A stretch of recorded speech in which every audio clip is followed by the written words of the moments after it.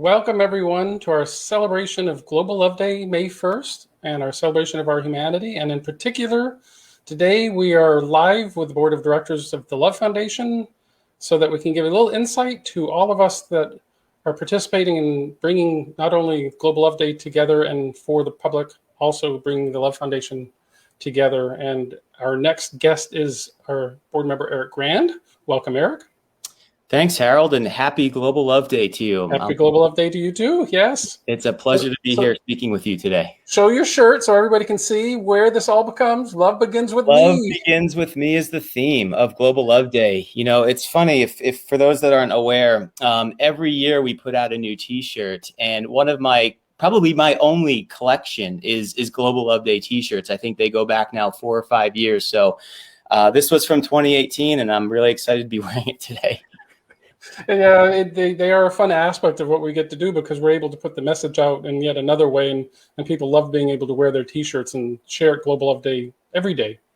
Well, we obviously go back quite a ways because you originally came to us as a young student in college and reached out and said you'd like to participate with us, and we made you a coordinator for state.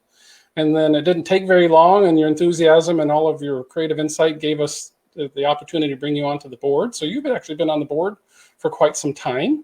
And we've, of course, enjoyed all the many different insights and awarenesses and special aspects that you've given to us, particularly oftentimes in the technology arena, which we really appreciate. But I want to, let everybody have a chance to meet you also in this process. Is there any one thing you'd like to share with how you came to us? And I think I came to you via Google search. I was searching for I was searching for unconditional love because, I was just finishing up college. I was going for a business degree, and, I was really excited to start my career, but something felt like it was still missing, right? I was searching for something more than just making money, getting established in my career. And, before I ventured off into, the technology space, and I was really just trying to understand or really see what else is out there. And that ultimately led me to the Love Foundation. And, I know, Harold, you and I have had a lot of really great conversations over the years. As you mentioned, I started off as a state coordinator here in the U.S. I think it was New Jersey. I've lived in a lot of different states since then. Yes, we follow you all over the country. New Jersey, then to San Francisco, and and then ultimately I was thrilled to accept a board position. What was it, a year after that? So yeah, very, very. It's been a great 15 years. Met a lot of great people and learned a lot along the way. Well, and if I remember correctly, your search was really on unconditional love, which was quite intriguing to me personally, because as I've shared with you over the years, a lot of things that you were experiencing in your age, especially when you first came to us, were things that I was experiencing at that age too, but I didn't have anywhere to go with it. And I think you had said that unconditional love was what you were actually searching for. You found the Love Foundation immediately.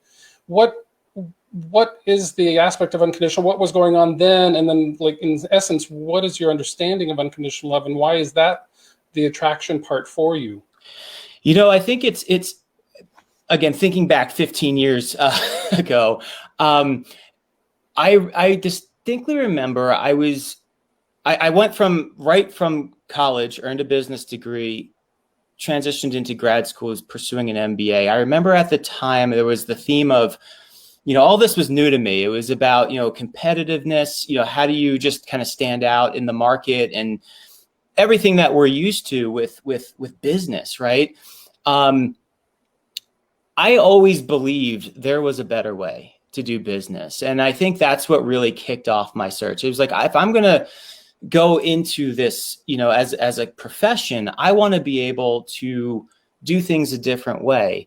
So at the time, I wanted to really incorporate unconditional love into my own, not just personal life, but professional life as well. That was the genesis for how this all started. And how would you describe to our audience that's watching, what does unconditional love mean to you? How would you say define it or describe it personally for you? It's a great question, Harold. It's such a simple answer, I think, but a lot of people, it's so hard to grasp, right? But what does unconditional mean? It's just that. It's a willingness to love or respect a person or show them kindness without any conditions. So, maybe I always like to use the example of my kids, right? Like they do things that can really get under my skin and Drive make you me nuts. and drive me nuts, right? They're no different than the person that cuts me off on the street or, Yeah. whatever it might be. But using my kids as an example, like I still love them no matter what, right? We love our kids. We love, there's nothing they can do in this world that would make us stop loving them. The same is true with everybody else. As long as you accept unconditional love for all of humanity, it's really hard to look at another person and find faults in them and find reason to not love them and show them things that do not align with kindness, tolerance, respect. That's how I view unconditional love. That's what it means to me.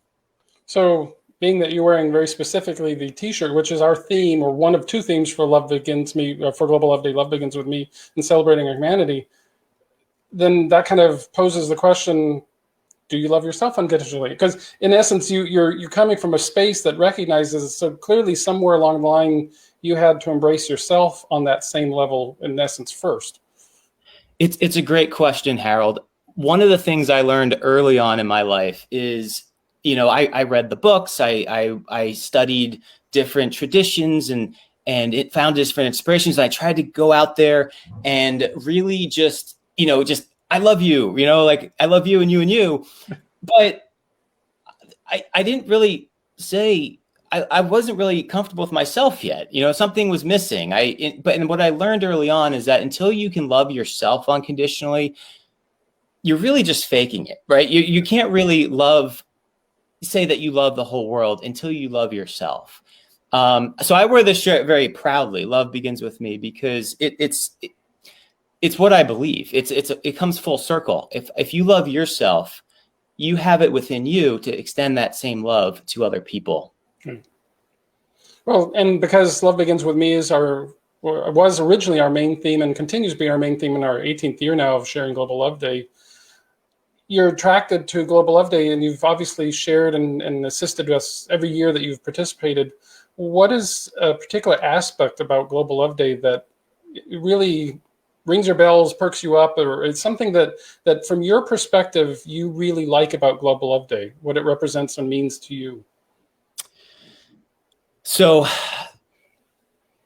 what I really love about Global Love Day is the fact that we generate interest from all corners of the world. People that are just they're so willing to celebrate with us. And what are they celebrating? They're celebrating humanity, love for other people. And that's just something I think that every person on this planet can get behind and support. And, I absolutely love seeing the pictures that come in, the videos that come in. We've been a part of a lot of events together over the years, Harold, where, virtual events, like people in virtual worlds, we've done that at one point in time. Yeah. People come together and they're just celebrating unconditional love. Like, how beautiful is that, right? So that's probably my favorite aspect of it. I cannot tell you how much I love the day after a Global Love Day when we get all the interest, and it's like, I didn't know something was going on in Switzerland or but here it is, right? And they we've had a lot of interest within the African nations. I love seeing what they do. We've had some interest among celebrities over the years, so it's just really cool to see how people get so excited about love and want to share their celebration of it. Well, and since you go back quite a ways, and we obviously started the first Global Love Day in 2004 for that first May 1st. Yeah. And that was back in the day when there was really no social media. We had internet, we had websites, and we had emails. And we always looked at going global, so we always reached the global audience. But really in 2008, 10, when the social sites started to come on board, and we were out there everywhere, we started to connect with people around the world. But even that was connecting and uniting and kind of the overall seeing of Global Love Day. But clearly in the last few years, one of the things we have witnessed that you're getting excited about is that day after, because we enjoy going out and doing searches, because we used to hear more about things as they were developing. And now a lot of it is post Global Love Day. And each year we're finding progressively more and more postings and media across all these different social networks that we had no idea. Every country, every possible combination you could imagine, people using. And part of it, we are on Wikipedia with Global Love Day as an entry. So, but what we have found as social media has taken this idea further than what we have done, people have always consistently honored the vision of Global Love Day. And that part, I think, is why we are all doing this, which kind of leads me to the next question, because Global Love Day is, a program that we do out throughout the year, but you are obviously on the board, and you were very attracted to participating, volunteering originally with the Love Foundation, and you obviously have done so for many years since then. What is it about the Love Foundation that gets you excited, and why you choose to participate and help us with it? Yeah, it's a great question. I think it starts with the mission first and foremost. I am so aligned to the mission of inspiring people to love unconditionally. That is without question the underlying theme of my personal and professional life. And when I first found the Love Foundation, I didn't even know there was anybody talking about this stuff, let alone having a 501c3 nonprofit. And I still think back to those, early days, and it's still like, so it helped me find community. We have some phenomenal programs where we interact with people from all over the world. And I've established some great connections, friendships with people from all corners of the globe. So really those two things, friendship with like-minded people and the mission to inspire people to love unconditionally. Those are my two favorite aspects about TLF. Well, and when you came, to us originally, I instantly saw this business connection because I knew you were in college, and where you already had this kind of insight and you reached out and found us. I was very aware, like I went to school full time and I worked full time, and I tried to juggle those two things, and I wasn't happy either. I was like, something didn't jive with me. So part of my journey was to really find my own inner sense of self, which is why we launched, the Love Foundation. But one of the things that you and I particularly have shared over the years, because we do have that business background, is this business notion. Because in essence, you and I are very, might be a couple of generations different, but we both share a very strong perspective about the fact that this unconditional love isn't just for family, friends, community. This is about the workspace. This is about everyday living, and in particular workspace, because we have done that and you are doing that. You also feel very strongly about bringing this notion of unconditional love into the career, into the work, into the office, into the business. Can you elaborate a little bit on that? Yeah, and very passionate about it. Love to elaborate. So, I think there's this like misconception out there that, we can, business people and businesses operate in a very competitive landscape. Like everybody has to compete with one another to obtain more revenue. What I found in my career, in maybe it's just the companies I've been so fortunate to work with, is that we see each other as partners in this, and I'm in software, in that whole ecosystem, we know that we kind of depend on each other for things. I think we can all agree that, nobody wins if we're just going to sink each other's boat. Like nobody wants to just be competitive all the time. The other thing too is, when you take a step back, right, you think about who you're competing against. These aren't like business entities. These are people that have families. They want they want the same thing you want. They want to support their families. They want to grow in their careers. They want to earn a good living. It makes little sense to compete with people that we're so aligned with, right? So I always felt that there was a much better way. And absolutely, bringing that love into the workplace really pays off. The company that I'm currently with, our CEO, a very strong believer in this as well. So this is like living proof that it works. We just were acquired a big company, big valuation. And how did we do that? The CEOs always believe that, taking a human first approach to business is how you win in business. And it paid off for us. And I really believe that other businesses can have the same results by bringing love into the workplace. And obviously, we've operated the Love Foundation as a nonprofit organization with that guiding principle all the way around. We, even to the point where our Art Essay Poetry Invitational, for example, is an invitational.